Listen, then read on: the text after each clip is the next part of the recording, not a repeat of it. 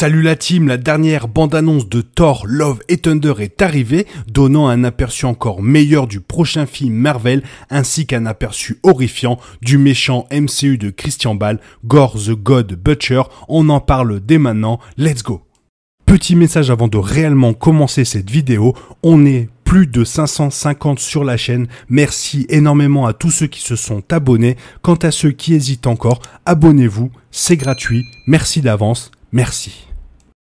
Chris Hemsworth revient pour sa 4e sortie en solo en tant que dieu du tonnerre et cette fois il sera rejoint par une véritable liste de piliers du MCU et de nouveaux visages. Après les événements d'Avengers Endgame qui ont vu Thor quitter la Terre avec les Gardiens de la Galaxie, Tessa Thompson reviendra également en tant que Valkyrie et le réalisateur Taika Waititi reprenant son rôle de Korg.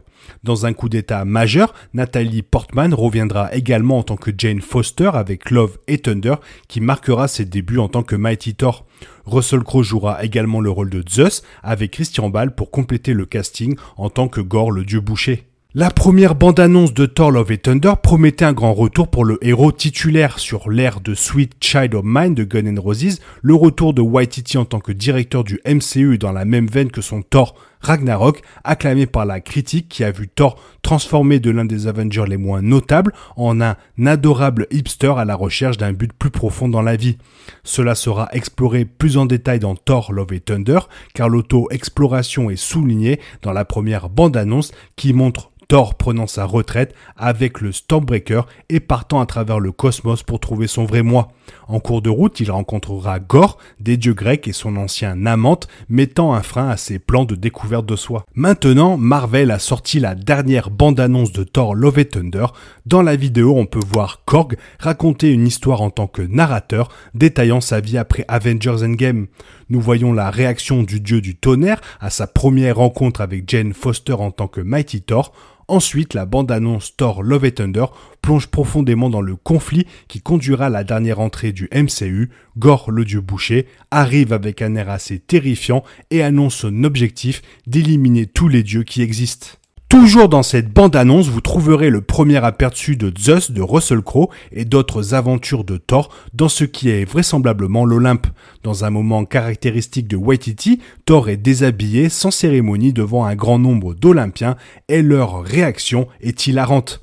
En plus de cela, la bande-annonce montre Thor et Jane interagissant pour la première fois depuis leur rupture, avec Thor choqué et impressionné de la voir brandir Mjolnir seulement après que le marteau s'est éloigné de lui et entre les mains de son ancienne copine.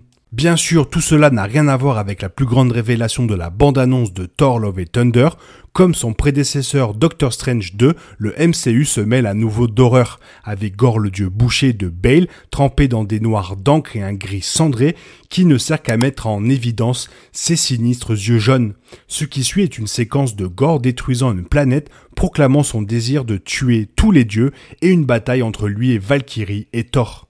Ce qu'il faut retenir de cette bande-annonce en premier lieu est que Gore serait capable de créer des êtres noirs que l'on peut voir pendant la scène de combat avec Thor sur New Asgard.